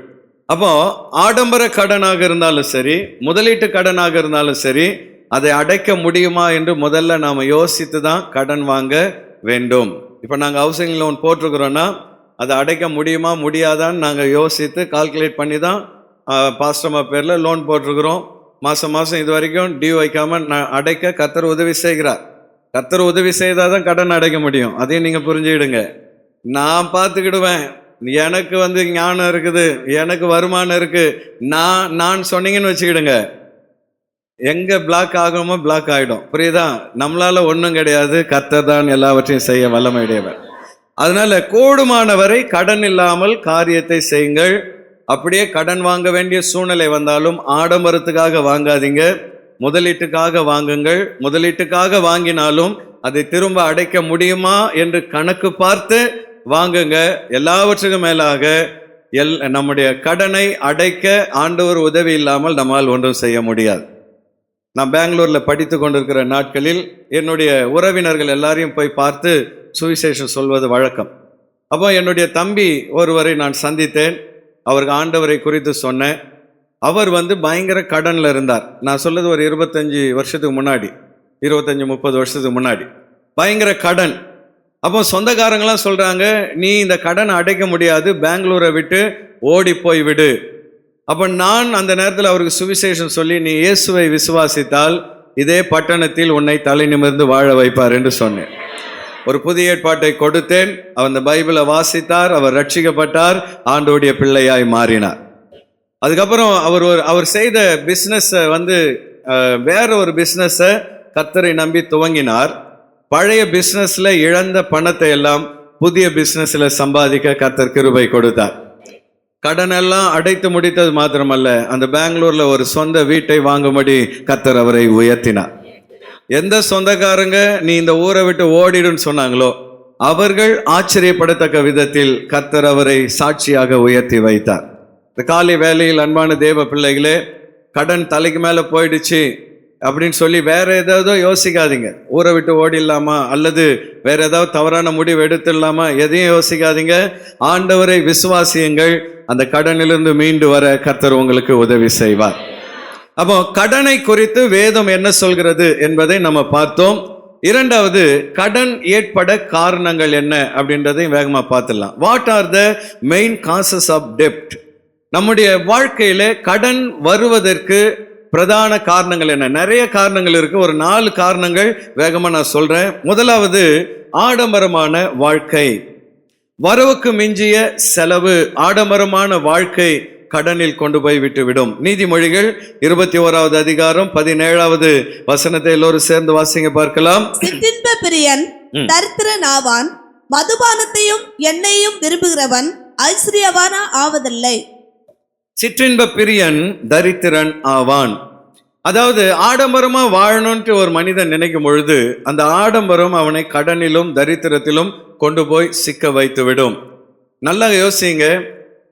நம்முடைய வாழ்க்கையிலே ஆண்டவர் கொடுக்கிற வருமானம் என்பது நம்முடையதல்ல, அது கர்த்தர் நமக்கு கொடுக்கிற ஆசீர்வாதம். நேற்று ஒரு ஐயாவோடு நான் பேசிட்டு இருந்தேன். அவர் சொன்னார், கர்த்தர் என்னை நல்லா ஆசீர்வதித்தார், ஆனால் நான் ஞானம் இல்லாமல் எல்லாத்தையும் வீணடிச்சிட்டேன் அப்படின்னு சொல்லி அவர் என்னோடு பேசும்பொழுது சொன்னார். நான் ஞானம் இல்லாமல் வருமானத்தெல்லாம் வீணடித்து விட்டேன், இப்போ கடனில் சிக்கி கொண்டேன். அப்போ கர்த்தர் நம்ம எல்லாரையும் ஆசீர்வதிக்க விரும்புகிறார். ஆசீர்வதிக்க தான் கர்த்தர் நம்மை அழைத்திருக்கிறார். ஆபிரகாமை ஆண்டவர் அழைத்தது எதற்காக? நான் உன்னை ஆசீர்வதிக்கவே ஆசீர்வதிப்பேன் என்று சொன்னதற்காக. பக்கத்தில் உங்க கைப்பிடிச்சு சொல்லுங்க, கர்த்தர் உங்களை ஆசீர்வதிக்க தான் அழைத்திருக்கிறார். அப்படியே யாராவது தூங்குனா கொஞ்சம் உலுக்கி விடுங்க, தூங்காதீங்க. ஆண்டவர் உங்களை எதுக்காக அழைத்திருக்கிறார்? ஆசீர்வதிக்க. ஆனா அவர் ஆசீர்வாதம் கொடுக்கும்போது நாம் அதை சரியாக கையாளாமல் ஆசீர்வாதங்களை இழந்து விடுகிறோம். ஆடம்பர வாழ்க்கை, வரவுக்கு மிஞ்சின செலவு, கௌரவத்துக்காக செலவு பண்றது, ஃப்ரெண்ட்ஸுங்களை கூட்டிட்டு போயிட்டு பார்ட்டி வைக்கிறது, நான் பெரிய ஆள்னு காமிக்கிறதுக்காக இவங்க என்ன பண்ணுவாங்க? கடன் வாங்கிலாம் செலவு பண்ணுவார்கள். சொந்தக்காரங்களை இவங்க தேவையில்லாத செலவுகள் பண்ணி கௌரவத்துக்காக செலவு செய்கிறவர்கள் உண்டு. ஆடம்பர விழாக்கள் நல்லது. குடும்பத்தில் ஒரு கல்யாணம் வருதுன்னா அதை நல்லா நடத்துறது நல்லது. ஆனால் விரலுக்கு தகுந்த வீக்கம். நம்முடைய வருமானம் என்ன? நாம் இந்த விழாவை நடத்துவதற்கு நம்மளால எவ்வளவு செலவு பண்ண முடியும், இதெல்லாம் யோசித்து நாம் விழாக்களை நடத்த வேண்டும். ஆடம்பர விழாக்கள் பல நேரங்களில் கடனில் நம்மை கொண்டு போய் விட்டு விடுகிறது. இரண்டாவது, கடன் ஏற்பட இன்னொரு காரணம் என்ன அப்படின்னு பார்த்தீங்கன்னா, சோம்பல். ஒரு மனிதன் உழைப்பதற்கு விருப்பம் இல்லாமல் சோம்பலா இருக்கும் பொழுது கடனை கொண்டு வந்து விடுகிறது. நீதிமொழிகள் 23:21 வசனத்தை எல்லோரும் சேர்ந்து வாசிக்கலாம். குடியனும் போஜன பிரியனும் தரித்திரராவார்கள், தூக்கம் கந்தைகளை உடுத்துவிக்கும். நல்ல கவனிங்க. இங்க 3 விஷயங்கள் சொல்லப்பட்டிருக்கிறது. யாரெல்லாம் தரித்திரராய் மாறுவார்கள்? யாரு? குடியன் அப்படின்னா யாரு? டாஸ்மாக் போறவன் சீக்கிரத்தில் என்னவா போயிடுவான்? சொல்லுங்க, எல்லாம் அமைதியா இருக்கிறீங்க. நீங்க யாரும் போக மாட்டீங்கன்னு விசுவாசிக்கிறேன். டாஸ்மாக் போறவன் சீக்கிரம் என்னவா மாறிடுவான்?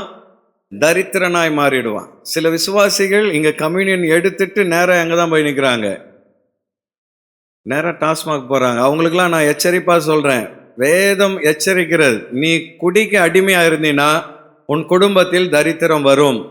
உன் பிள்ளைங்க ஆசீர்வாதமா இருக்கதான் கர்த்தர் உனக்கு வேலையை வருமானத்தையும் தருகிறார். ஆனா பிள்ளைக்கும் மனைவிக்கும் போய் சேர வேண்டிய பணத்தை நீ போய் சாராய கடையில கொடுத்தினா அது ஒரு சாபம், குடும்பத்திலே தரித்திரம் வரும் என்று வேதம் எச்சரிக்கிறது. சகோதரர்கள் யாராவது குடிக்கு அடிமைப்பட்டிருந்தால் சகோதரிகளையும் சேர்த்து சொல்கிறேன். ஏன்னா இப்போ நான் பார்த்து ஒரு ஷாக்கான ஒரு புள்ளி விவரத்தை பார்த்தேன். இந்தியாவில் மேகாலயாவில் 10% பெண்கள் குடிக்கு அடிமைப்பட்டிருக்கிறாங்களாம். 10% பெண்கள். இது வந்து அஃபிஷியல் அக்கௌண்ட். இன்னும் எத்தனை பேர் குடிக்கு அடிமைப்பட்டிருக்காங்களோ இந்தியாவில் சொல்கிறேன் நான். அதனால தமிழ்நாட்டிலையும் இந்த கலாச்சாரம் பரவி கொண்டு வருகிறது. சகோதரிகள் நீங்கள்லாம் அந்த பக்கம் போயிடாதீங்க, தப்பி தவறி கூட அதில் கை வச்சிடாதீங்க. கை வைத்தால் குடும்பத்தில் என்ன வந்துருமா? தரித்திரம் வந்துவிடும். குடியன் தரித்திரன் ஆவான். இரண்டாவது யார் தரித்திரன் ஆவான்? தூக்கம் கந்தைகளை இருங்க. குடியனும் போஜன பிரியன். போஜன பிரியன்னா சாப்பாட்டு ராமன். எப்போ இவங்க நினைப்ப எப்படிதான், எதுல தான் இருக்கும்? காலையில எழுந்த உடனே இன்னைக்கு காலையில என்ன செய்யலாம், சாப்பிட்டு முடிச்ச உடனே அடுத்து மத்தியானம் என்ன செய்யலாம், அதுக்கப்புறம் சாயந்தரம் என்ன செய்யலாம். சமைப்பது தவறல்ல, ஆனா 24 மணி நேரமும் எதை பத்தி யோசிச்சுட்டு இருக்காதீங்க, எப்போ பார்த்தாலும் சாப்பாட்டை பற்றியே யோசிச்சுட்டு இருக்காதீங்க. நமக்கு சாப்பாடு உயிர் வாழ அவசியம், ஆனா சாப்பிடுவதற்காக நாம் உயிர் வாழவில்லை. போஜன பிரியன் தரித்திரனாய் மாறுவான். மூன்றாவது யார் அந்த கேட்டகரியில் வராங்க? தூக்கம் கந்தைகளை உடுத்துவிக்கும். எப்போ பார்த்தாலும் தூங்கிக்கிட்டே இருப்பீங்கன்னா குடும்பத்துல தரித்திரம் வந்துவிடும். நம்ம ரட்சிக்கப்படுறதுக்கு முன்னாடி இந்து மார்க்கத்தில் கூட சொல்லுவாங்க, சும்மா சும்மா தூங்கிட்டு இருக்காத, மூதேவி வந்துடும் வாங்க. ஞாபகம் இருக்குதா? தூக்கம் கந்தைகளை உடுத்து வைக்கும். ஒரு மனிதனுக்கு ஒரு நாளைக்கு 6 மணி நேரத்திலிருந்து 8 மணி நேரம் தூக்கம் போதும். அதுக்கு மேல நீங்க தூங்கி கொண்டு இருப்பீர்கள் என்றால் குடும்பத்தில் தரித்திரம் வரும். வீட்டில் சகோதரிகளுக்கு நான் சொல்றேன், நீங்க பகல் நேரத்தில் நீங்க வீட்டு இல்லத்தரசிகளா இருப்பீர்கள் என்றால் காலையில சமையல் எல்லாம் முடிச்சு வீட்டு எல்லாம் முடிச்சுட்டு நல்ல ஜபத்துல உட்காருங்க, வேதத்தை வாசிங்க. மத்தியானத்துல கொஞ்ச நேரம் ஓய்வெடுங்க. 24 மணி நேரமும் தூங்கி கொண்டே இருக்காதீங்க. அந்த நேரத்திலே நீங்கள் பிரயோஜனமான காரியங்களை செய்து குடும்பத்துக்கு உதவியாயிருங்கள். ஏனென்றால் தூக்கம் கந்தைகளை உடுத்து வைக்கும் என்று கர்த்தர் எச்சரிக்கிறார். மூன்றாவது ஒரு வகையான கடன். இவங்க கடன் வாங்க மாட்டாங்க, ஆனால் இன்னொருவருக்கு ஜாமீன் நின்று அவர்கள் கடன் வாங்கி இவர்கள் சிக்கிக் கொள்வார்கள். ஆகவேதான் நீதிமொழிகள் 22, 26, 27 வசனங்களில் தெளிவாக கர்த்தர் இதை குறித்து பேசுகிறார். வாசிங்க பார்க்கலாம். கையடித்து உடன்பட்டு கடனுக்காக பிணைப்படுகிறவர்களில் ஒருவனாக மாறாதே. ஹல்லேலூயா. யாரோ வாங்கின கடனுக்கு நீ ஜாமீன் கையெழுத்து போட்டு நீ பிணைப்படாதே, கையடித்து உடன்படாதே என்று கர்த்தர் இங்கே எச்சரிக்கிறார். அப்படி நீங்கள் ஜாமீன் நின்றால் என்ன நடக்கும்? செலுத்த உனக்கு ஒன்றுமில்லாதிருந்தால் படுத்திருக்கும் படுக்கையையும் அவன் எடுத்துக்கொள்ள வேண்டியதாகுமே. அதாவது கடன் கொடுக்க வேண்டியவன் கட்டான்லனா ஜாமீன் நின்ன உங்ககிட்ட இருக்கிற எல்லாத்தையும் கடன்காரன் எடுத்துட்டு போயிடுவான். வீட்டில் ஒரு பெட்டை கூட விட்டு வைக்க மாட்டான், எல்லாத்தையும் எடுத்துக்கொண்டு போய் விடுவான் என்று கர்த்தர் இங்கே எச்சரிக்கிறதை பார்க்கிறோம். அப்போ வேதம் சொல்கிறது, யாருக்காகவும் ஜாமீன் நிற்காதிருங்கள். சில நேரங்களில் உங்க காலில் வந்து விழுந்துருவாங்க உங்களுடைய தெரிஞ்சவங்க, உன்னைதான் நான் நம்பி இருக்கிறேன், நீ எப்படியாவது எனக்கு உதவி செய்யணும், இல்லைன்னா குடும்பமா நாங்க பண்ணிக்கிற நிலைமையில இருக்கிறோம் என்று யாராவது உங்க காலில் விழுந்து அழுதால் என்ன செய்வீர்கள்? உடனே பக்கத்து வீட்டு அக்கா கிட்ட போய், அக்கா ஒரு 1 லட்சம் அவங்களுக்கு கொடு, அவங்க கொடுக்கலன்னா நான் கொடுக்குறேன் அப்படின்னு போய் ஜாமீன் நிற்பீங்களா? என்ன பண்ணுவீர்கள்? பக்கத்தில் உங்களை பார்த்து கேளுங்க, என்ன பண்ணுவீங்க? அது தெரியாம தானே போய் சிக்கிக்கிட்டேன் அப்படின்றீங்களா? நல்லா புரிஞ்சுக்கிடுங்க. ஒரு ஆளுக்கு உதவி செய்ய வேண்டும் என்று தேவனுடைய சித்தம் இருந்தால் உதவி செய்ய எண்ணக்கூடிய நிலைமையில் கர்த்தர் உங்களை உயர்த்தி வைத்திருப்பார். அவங்க 10,000 கேட்குறாங்கன்னா 20,000 கொடுக்கிற நிலையில் கர்த்தர் உங்களை வைத்திருப்பார். நீங்க கடனா கொடுக்க மாட்டீங்க, இனாமாக என்ன பண்ணிடுவீங்க?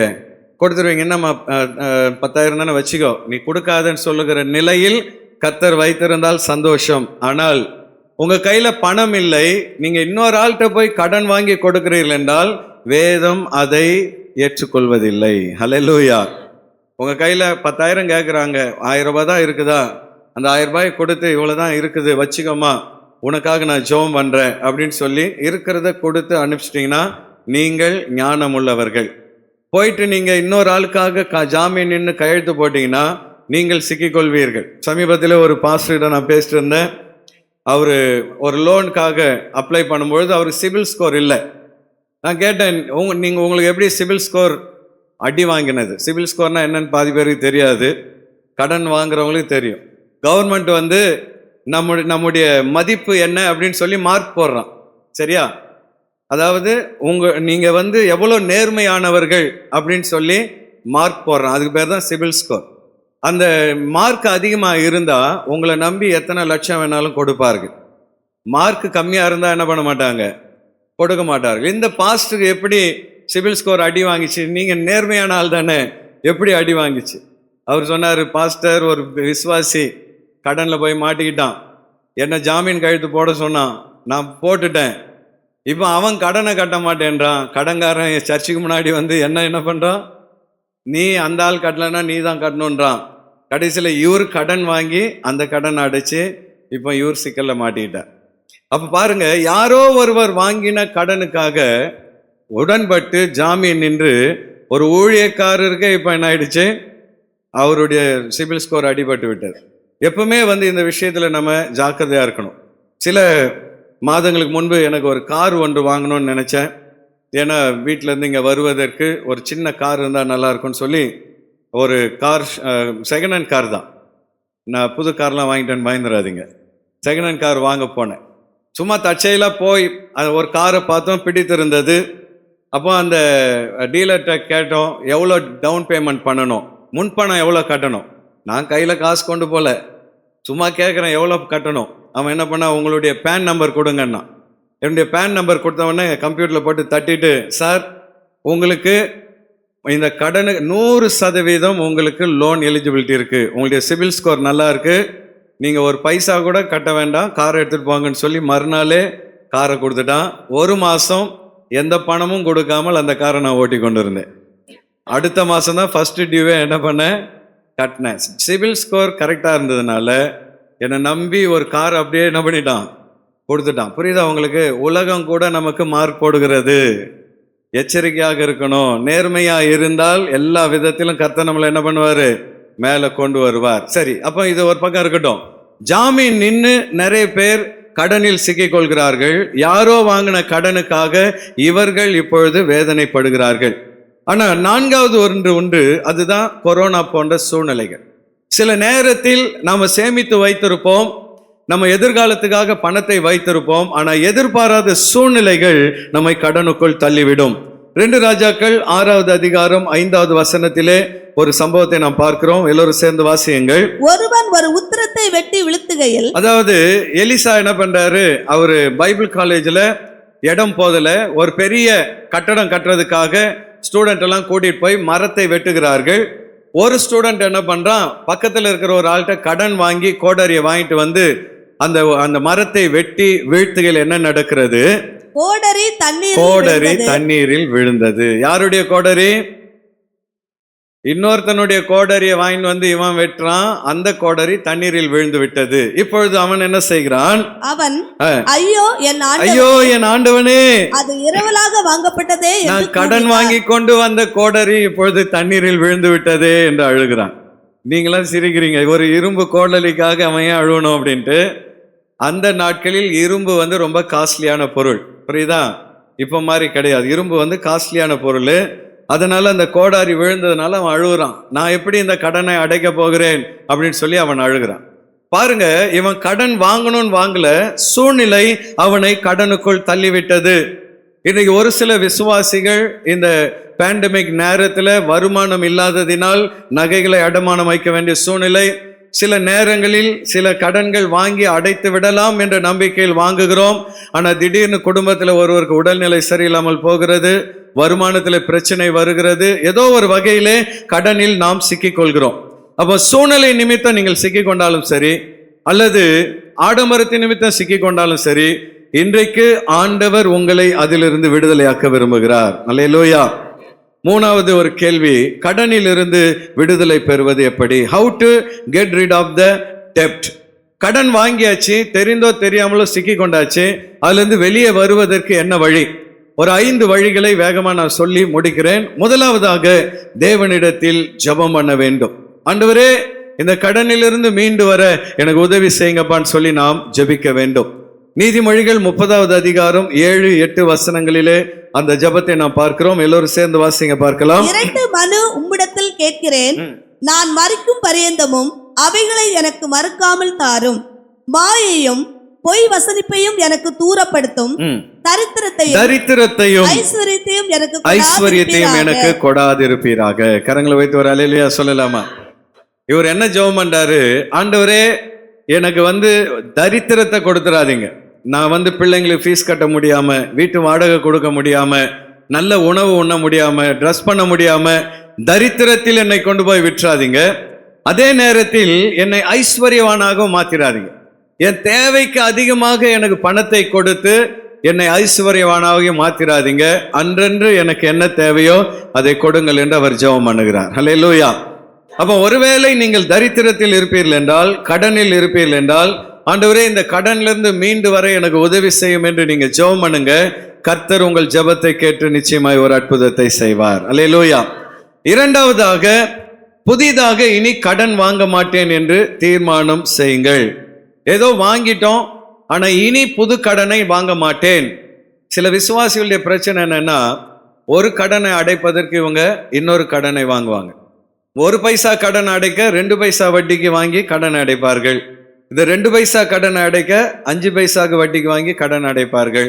கடைசியில் 1 லட்சம் கடன் 10 லட்சத்தில் போய் முடிந்து விடும். ஒரு விசுவாசி 10 லட்சம் கடன் ஒரு 5 வருஷத்துக்கு முன்னாடி. அப்போ நான் கூப்பிட்டு, 10 லட்சம் கடன் வச்சிருக்கீங்களே, ஏதாவது நகை வாங்கினீங்களா? இல்லை பாஸ்டர். ஏதாவது கார் வாங்கினீங்களா? இல்லை. சரி, இடமாவது ஏதாவது வாங்கினீங்களா? இல்லை. அப்போ எப்படி 10 லட்சம் கடன் வாங்கி என்ன பண்ணீங்க? அப்போ அந்த பிரதர் சொல்றாரு, பாஸ்டர், நாங்கள் வாங்கினது 1 லட்சம். ஆனால் இந்த 1 லட்சத்தை அடைக்க இன்னொரு ஆள்கிட்ட கடன் வாங்கி இதை அடைப்போம். அதுக்கப்புறம் அந்த கடனை அடைக்க இன்னொரு ஆள்கிட்ட கடன் வாங்கி கடைசியில் வட்டிக்கு மேலே வட்டி போய் 1 லட்சம் கடன் எவ்வளோ போய் முடிந்து விட்டது?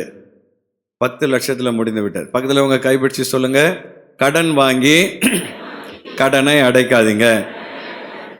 அப்போ எப்படி கடனை அடைக்கிறது? கடனை மாட்டிக்கிட்டோமே, கடன் வாங்காம எப்படி கடனை அடைப்பது? அதற்கு வேதம் வழி சொல்கிறது. முதல்ல கடன்ல இருந்து வெளியே வர முதல்ல என்ன பண்ணணுமா? செலவை குறைக்க வேண்டும். ஃபர்ஸ்ட் ஸ்டெப் என்ன பண்ணணும்? செலவை குறைக்க வேண்டும். 1 கொரிந்தியர் 9வது அதிகாரம் 18வது வசனத்தில் நாம் பார்க்கிறோம். எல்லோரும் சேர்ந்து வாசிங்க பார்க்கலாம். ஆதலால் எனக்கு என்ன பலன்? நான் சுவிசேஷத்தை பிரசங்கிக்கையில் அதை பற்றி எனக்கு உண்டாயிருக்கிற அதிகாரத்தை முற்றிலும் செலுத்தாமல் கிறிஸ்துவின் சுவிசேஷத்தை செலவில்லாமல் ஸ்தாபிப்பதே எனக்கு பலன். கைகளை வைத்து ஒரு அல்லேலூயா சொல்லலாமா?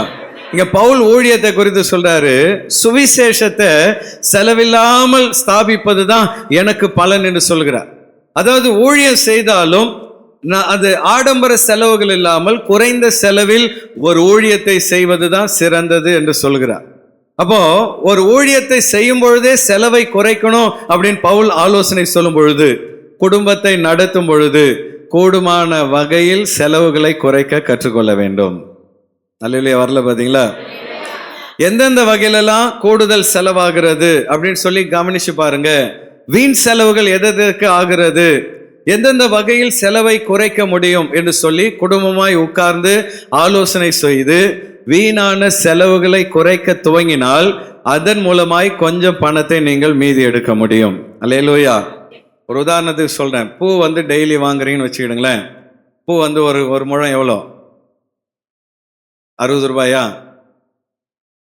சரி 50 ரூபான்னு வச்சுக்கிடுங்களேன். ஒரு நாளைக்கு 50 ரூபானா ஒரு மாசத்துக்கு எவ்வளவு செலவாகுது? 1500. ஒரு வருஷத்துக்கு? நீங்களாம் கணக்குல வீக்குன்னு எனக்கு தெரியும். சொல்லுங்க.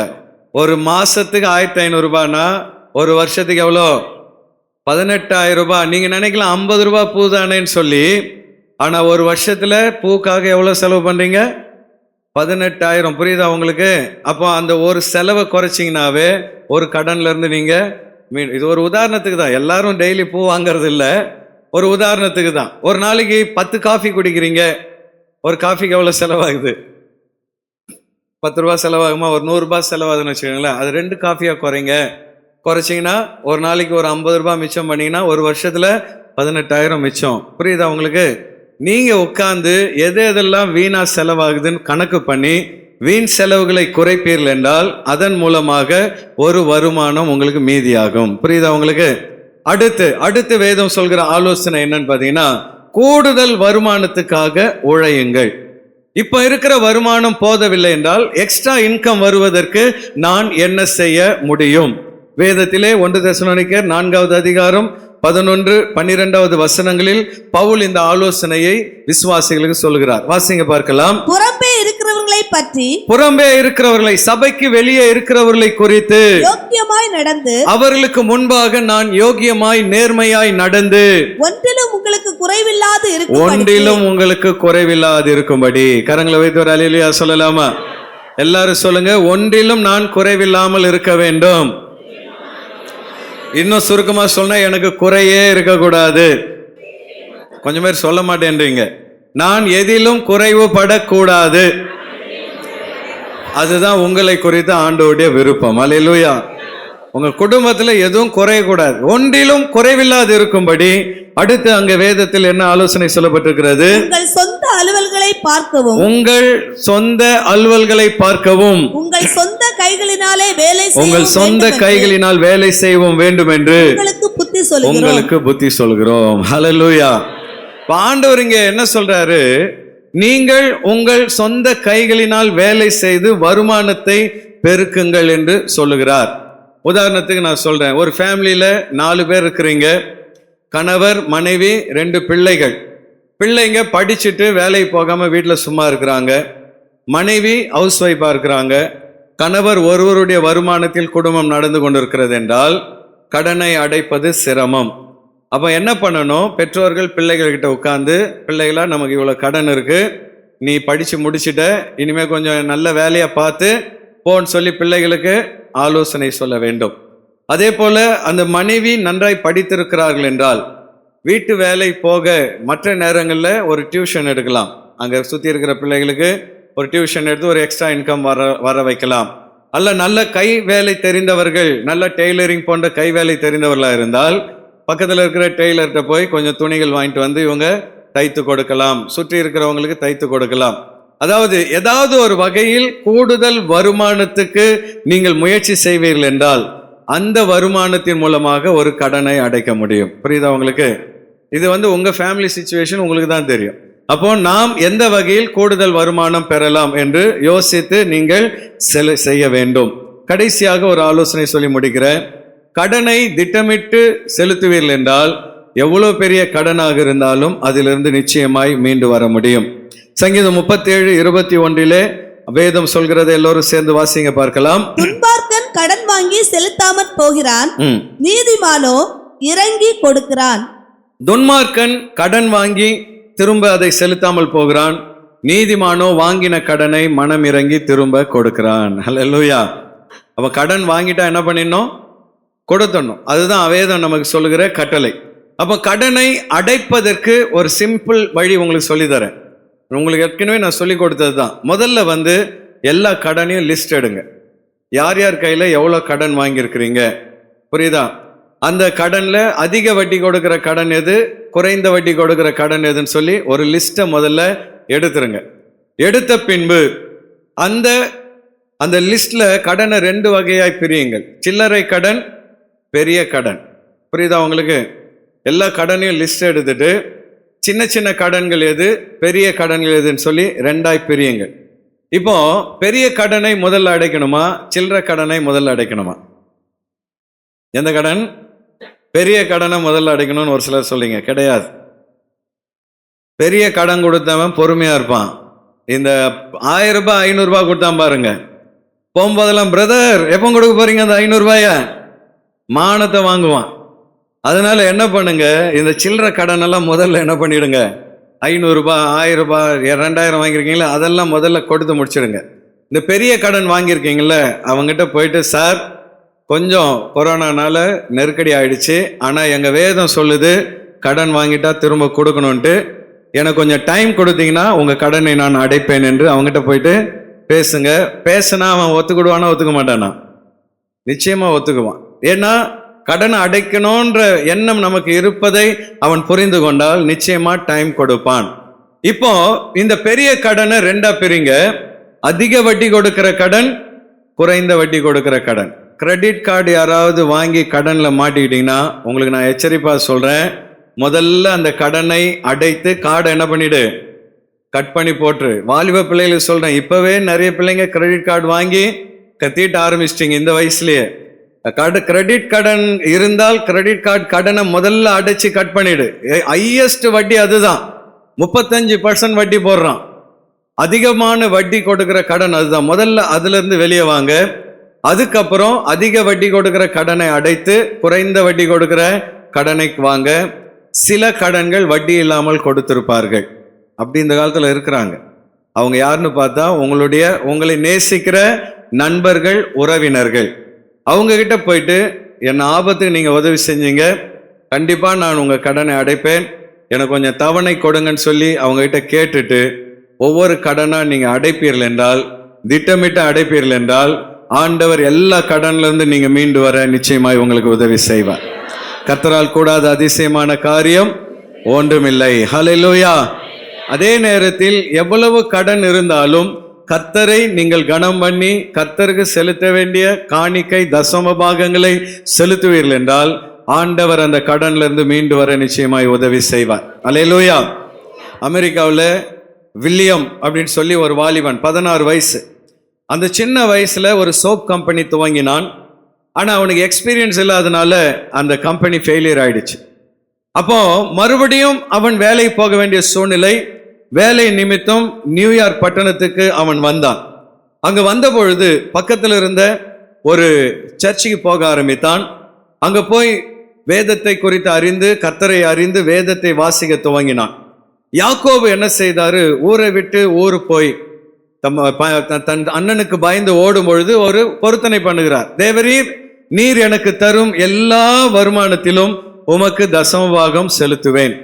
அதை வாசித்த உடனே இந்த வில்லியம்ஸ் முழங்கால் படிட்டு, ஆண்டவரே, நானும் என் ஊரை விட்டு நியூயார்க் பட்டணம் வந்திருக்கிறேன், இந்த பட்டணத்தில் நீர் என்னை ஆசீர்வதிப்பீர் என்றால் என்னுடைய வருமானத்தில் தசமபாகத்தை தருவேன் என்று பொருத்தனை செய்தார். அதை போலவே அந்த கம்பெனியில அவர் மறுபடியும் ஒரு சோப் கம்பெனியில தான் வேலைக்கு சேர்ந்தார்.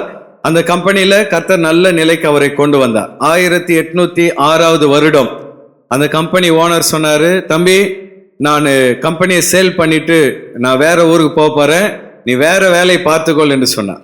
அப்போ இந்த வில்லியம் சொன்னாரு, சார், என்கிட்ட கொஞ்சம் சேவிங்ஸ் இருக்கு, உங்க கம்பெனியை நானே வாங்கி கொள்கிறேன் என்று அந்த கம்பெனியை அவன் வாங்கி நடத்த துவங்கினான். அன்பான தேவ பிள்ளைகளே, கொஞ்சம் கொஞ்சமாக அந்த கம்பெனி வளர துவங்கினது.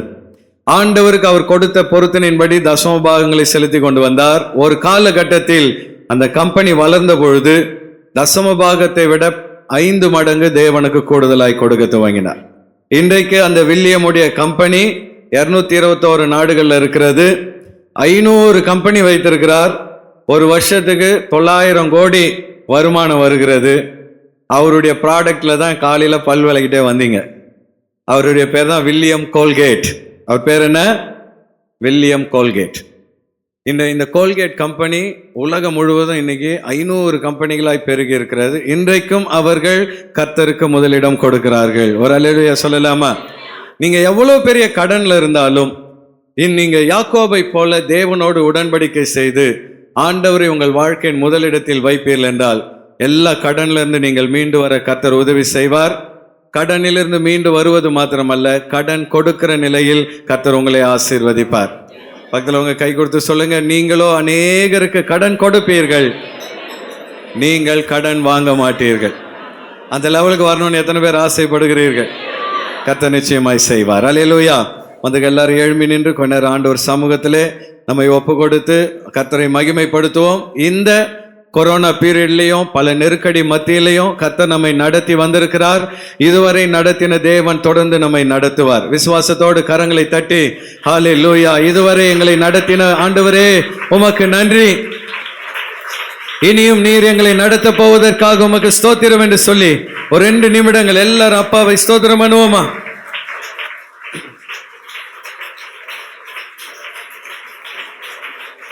எல்லாரும் துதிப்போம் துதிப்போம் துதிப்போம். ஹல்லேலூயா. எவ்வளவு கடன்ல நீங்க இருந்தாலும் பயப்படாதீங்க. கர்த்தர் உன்னை மீட்டெடுப்பார். ஆண்டவர் உன்னை கொடுக்கிற நிலையில் உயர்த்துவார். எவ்விதத்திலும் நீங்கள் சம்பூர்ணம் உள்ளவர்களாய் மாறுவீர்கள் என்று கர்த்தர் வாக்களித்திருக்கிறார். ஹல்லேலூயா ஹல்லேலூயா. நன்றி நன்றி நன்றி நன்றி சொல்லுங்க. கடன் என்கிற அடிமைத்தனத்திலிருந்து என்னை மீட்டு வருவீராக. ஆண்டவரே, நான் அநேகருக்கு கொடுக்கிற நிலையில் கர்த்தர் என்னை உயர்த்துவீராக. நான் யாருக்கும் கடன் படக்கூடாது. மற்றவர்களுக்கு கடன் கொடுக்கிற நிலையில் நான் உயர்த்தப்பட என்னை நான் ஒப்பு கொடுக்கிறேன் ஆண்டவரே. நன்றி நன்றி நன்றி நன்றி தகப்பனே. ஹல்லேலூயா ஹல்லேலூயா. கடன் எந்த விதத்தில் வருகிறது என்பதை அறிந்து அந்த சூழ்நிலையிலிருந்து மீண்டு வர ஆண்டவத்தில் ஜெபம் பண்ணுங்க. ஒரு நிமிடம் வலது கரத்தை உயர்த்தி, ஆண்டவரே, ஆடம்பர வாழ்க்கை அல்ல, எளிமையான வாழ்க்கை வாழ எனக்கு கற்றுத்தாங்கப்பா. ஆண்டவரே உமக்கு ஸ்தோத்திரம். கௌரவத்துக்காக ஆடம்பரத்துக்காக ஆண்டவரே நான் வரவுக்கு மிஞ்சி செலவு செய்யாதபடி எளிமையாய் வாழ எனக்கு கற்றுத்தாங்கப்பா. சோம்பலின் ஆவிகளை என்னை விட்டு எடுத்து போடுவீராக. உற்சாகத்தின் ஆவியை தருவீராக. ஊக்கத்தின் ஆவியை எனக்கு தருவீராக. யாருக்காவது நான் ஜாமீன் நின்று இருந்தால் என்னை மன்னியுங்க ஆண்டவரே. இனி வர்ற நாட்கள்ல ஞானமாய் நடக்க எனக்கு உதவி செய்வீராக. எனக்கு ஞானத்தை தாரும் ஆண்டவரே. சூழ்நிலை நிமித்தம் அநேகர் கடன்ல இருக்கிறீங்க, அதை ஆண்டவர் அறிந்திருக்கிறார். அந்த விதவை எப்படி திடீரென்று கணவர் மரிப்பார் என்று எதிர்பாராத நிலையில் கடனில் சிக்கிக் கொண்டாள். ஆனால் கர்த்தரை தேடி வந்த பொழுது ஆண்டவர் அவளுக்கு ஒரு வழியை திறந்து கொடுத்தார். கைகளை உயர்த்தி, என் சூழ்நிலைகளை நீர் அறிவீர் ஆண்டவரே, என்னை மீட்டு கொண்டு வருவீராக, என் குடும்பத்தை மீட்டு கொண்டு வருவீராக. ஹல்லேலூயா. மீண்டும் ஆண்டவரே உமக்கு முன்பாக நாங்கள் சாட்சியாய் நிற்கத்தக்கதாக கர்த்தர் எங்களை மீட்டு கொண்டு வருவீராக. ஆண்டவர்கிட்ட டெய்லி ஜெபம் பண்ணுங்க. கர்த்தாவே, என்னை கடன் கொடுக்கிற நிலைக்கு உயர்த்துங்கப்பான்னு சொல்லி ஜெபம் பண்ணுங்க. கடன் அடைக்க கடன் வாங்க மாட்டேன் என்று ஒரு தீர்மானம் எடுங்க. கிரெடிட் கார்டு பயன்படுத்துறவங்க இனி கிரெடிட் கார்டு பயன்படுத்த மாட்டேன். அதே போலவே டெய்லி தண்டல் வாங்குறவங்க இன்னைக்கு சொல்லுங்க, நான் டெய்லி இனி தண்டல் வாங்கி கடனை அடைக்க மாட்டேன்ப்பா. கடன் வாங்கி கடனை அடைக்காதபடி என்னை நான் அர்ப்பணிக்கிறேன். அது மாத்திரமல்ல, எந்தெந்த விதங்கள்ல பணம் செலவாகிறதோ அதெல்லாம் கால்குலேட் பண்ணி செலவை குறைங்க. கூடுதல் வருமானத்துக்காக திட்டமிடுங்கள். எல்லாவற்றுக்கும் மேலாக திட்டமிட்டு கடனை அடைக்க குடும்பமா உட்கார்ந்து பிளான் பண்ணுங்க. நிச்சயமாக எவ்வளவு பெரிய கடன்ல நீங்க இருந்தாலும் கர்த்தர் உங்களை மீட்டு கொண்டு வர வல்லமையுடைய தேவனாக இருக்கிறார். ஹல்லேலூயா. அது மாத்திரமல்ல, வில்லியம் கோல்கேட் போல ஆண்டவரோடு ஒரு உடன்படிக்கை செய்யுங்க. ஆண்டவரே, நான் உம்மோடு கூட உடன்படிக்கை செய்கிறேன். கர்த்தர் என்னை ஆசீர்வதித்து என்னை பெருக பண்ணும் பொழுது நான் எல்லாவற்றிலும் உமக்கு தசம பாகத்தை தருவேன் என்று கர்த்தரோடு கூட ஒரு உடன்படிக்கை செய்து பாருங்க. எல்லா சூழ்நிலையிலிருந்து உங்களை மீட்டு கொண்டு வர கர்த்தர் வல்லமுடையவராக இருக்கிறார்.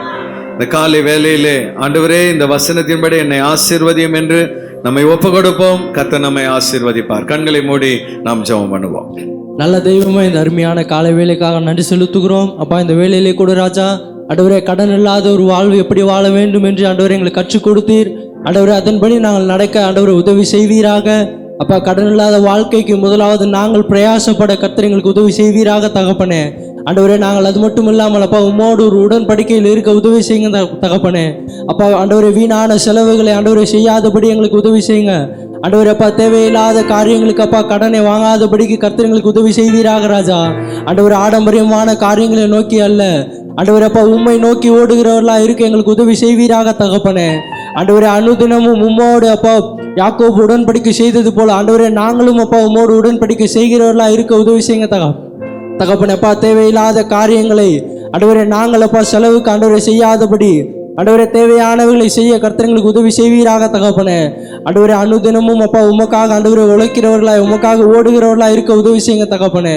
அப்பா தேவையில்லாத காரியங்களை நோக்கி அல்ல ஆண்டவரே அப்பா உம்ம தண்டை நோக்கி ஓட ஆண்டவரை உதவி செய்வீராக ராஜா. ஆண்டவரே அப்பா நீரே எங்களை வழி நடத்துவீராக தகப்பனே.